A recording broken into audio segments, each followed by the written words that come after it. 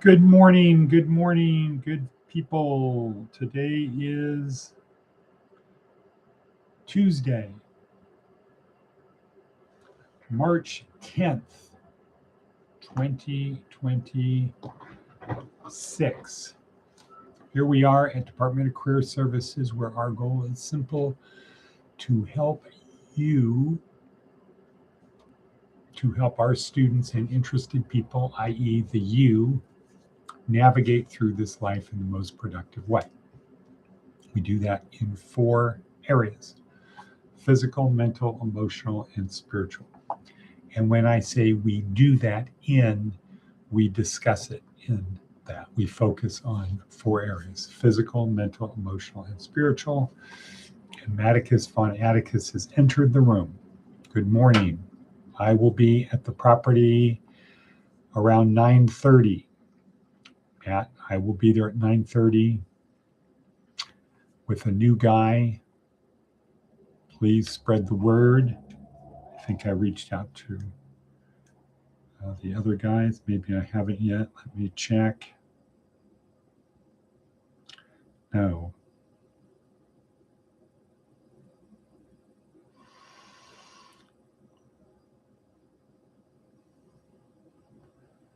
Okay, I just gotta get this done.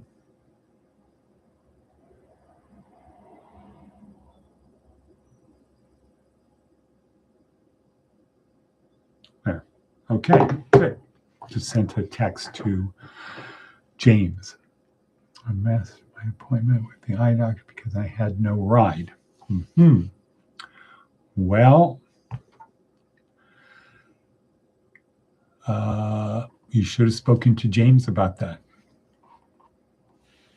Or maybe you guys got to communicate. You know plenty of people by now. Anyway, let's move on with the show. So that's what we do: physical, mental, emotional, and spiritual areas. Hopefully, Matt, you called them and rescheduled. Hopefully you did that. Okay, so today's theme. The theme for today's talk is disrupting habits. What does that mean? Does that mean habits that are disrupting? Does that mean disrupt your habits? How to disrupt habits? What does that mean? We will find out. But first, advice from an 80-year-old. Show respect for everyone who works for a living, regardless of how trivial their job. True. At least they have a job would be a thing to say. At least they have a job. Somebody is willing to pay them for their time.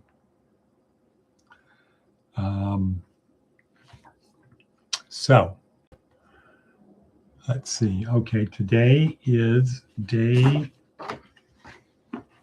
2 in week 3 of our neuroscience-oriented approach to success. What I should start doing is, here we go. Day 2 in week 3, Seth Godin. Tribes we lead. Right. Day 2 in week 3, Seth Godin.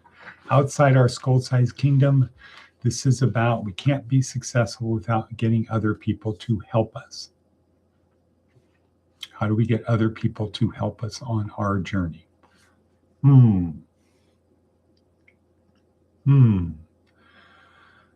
Right. So, just thinking about something from the NAN meeting last night.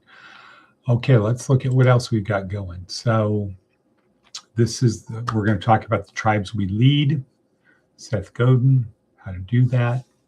We're going to talk about disrupting habits right now. Let us look at Seth Godin's little nugget: small changes to big systems. A hardcover book printed in 1925 is almost indistinguishable from one printed yesterday. It's easy to think not much has changed, but book publishing isn't about printing. It's a useful metaphor for the systems changes we're seeing all around us. The book publishing system was based on scarcity. A successful bookstore was perfect. It had exactly the right number of books. More wouldn't fit and fewer wouldn't pay the rent. And the only way for a book publisher to get a new book into the store was to get the bookseller to take an old book out. As a result of this choke point, distribution became the focus. Publishers came to see bookstores, not readers, as their customers, which is why there are very few ads for books or toll-free numbers to call. There were plenty of authors, so publishers selected which ones got a distribution investment, and their timing and launch strategies all revolved around the bookstores. Bookstores have to make smart choices months in advance. They choose which new books to take on and which to leave behind. If they're wrong, if a new book they don't carry has an audience, then they lose sales because readers go elsewhere. The small change: get rid of the scarcity of shelf space. Amazon never removes a book or makes room for a new book. They have all the books. The publisher's existing strategies make little sense when the scarcity of shelf space goes away. Okay?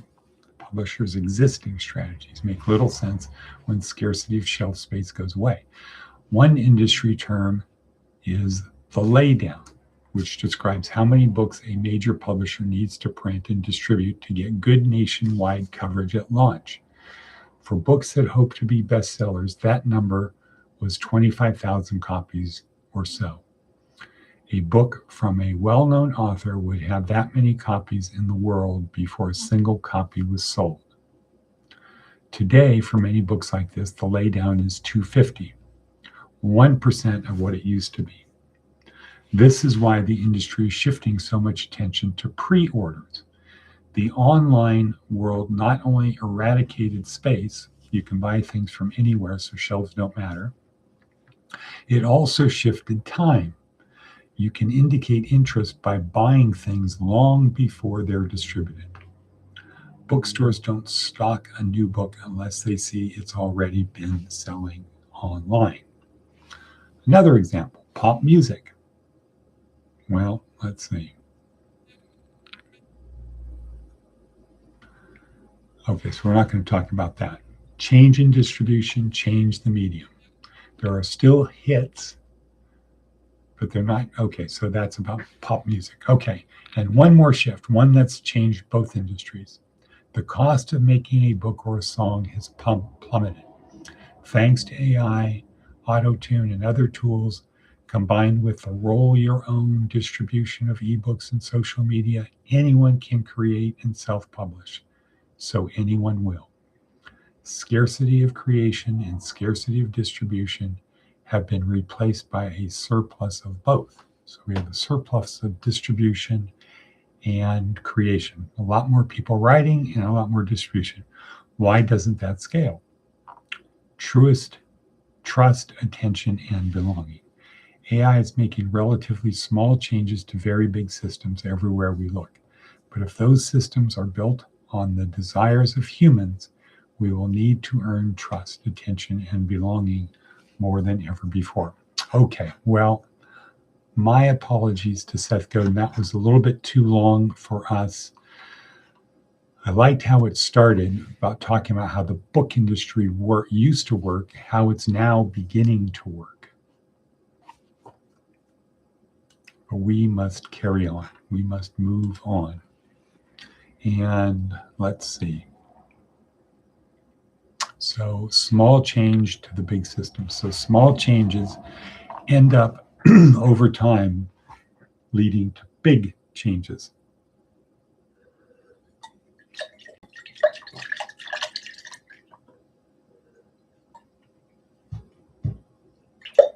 Let's talk for a second about disrupting habits.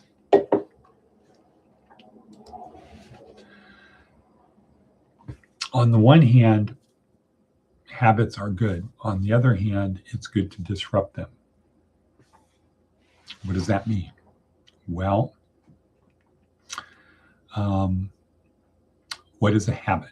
A habit is unconscious behavior. A habit is something you can do unconsciously, like say smoke a cigarette, while you're thinking or reading or doing something else. So our brain's ability to be doing two things. I can drive my car while talking to somebody next to me. I don't have to keep flashing back and forth. I can brush my teeth while thinking about what I'm going to do during the day. I can be typing something. If I am able to type at really high speed, I can type something and be thinking about something else or listening to something else. Unconscious behavior is a good thing. And the more habits and routines we have, the more productive we can do. In other words, if we can put some things on autopilot, that gives us time to focus on other things. So whittling used to be an example of that, right?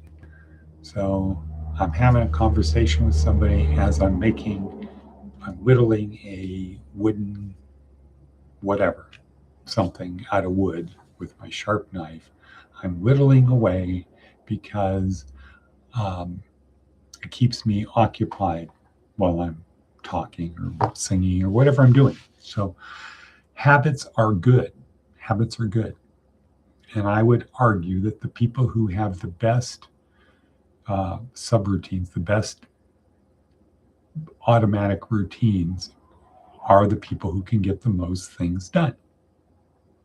Okay, if you can get dressed, if you can be thinking about solving a problem and get dressed at the same time without having to stop thinking about solving that problem, good system. Good system. However, for neuroplasticity, it's good to disrupt the routine, which I started doing this morning. So, and it's quite amazing how if you break up your routine and you do it a different way, you really have to think about, well, what's the next thing I do? What's the next thing I do? Longer. And you cannot be thinking about two things at the same time. You can't be on autopilot in one thing and something else in another thing.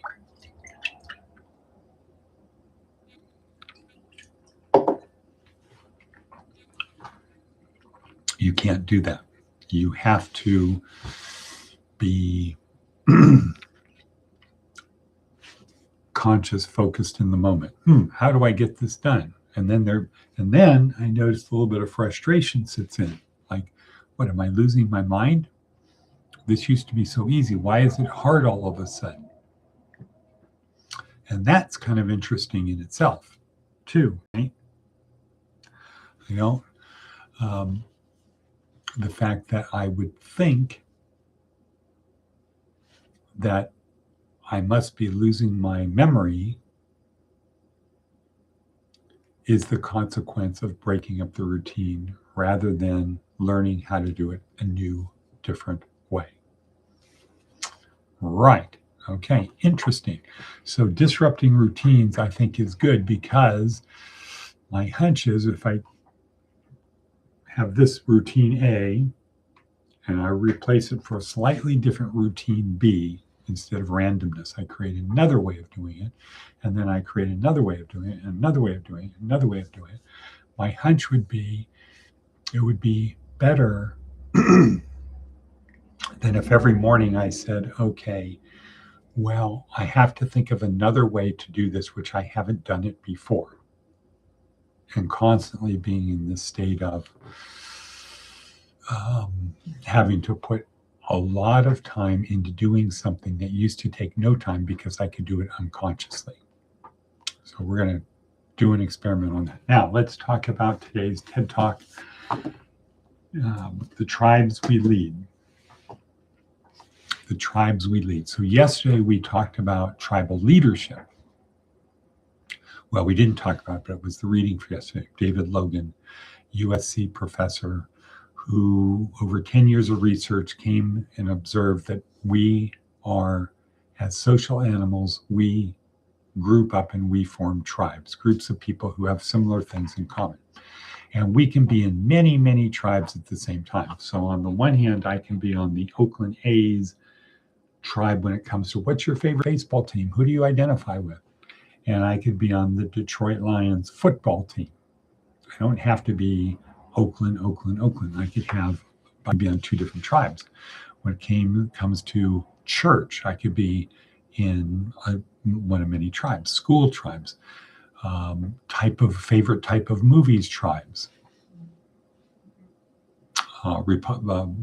political party tribes. I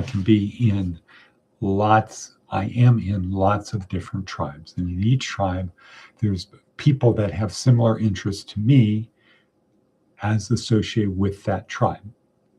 Okay, so that's what tribes do. And then David Logan identified that tribes have different stages. So, and the bottom stage is life sucks. The next stage up is, well, life doesn't suck. It's just my life that sucks.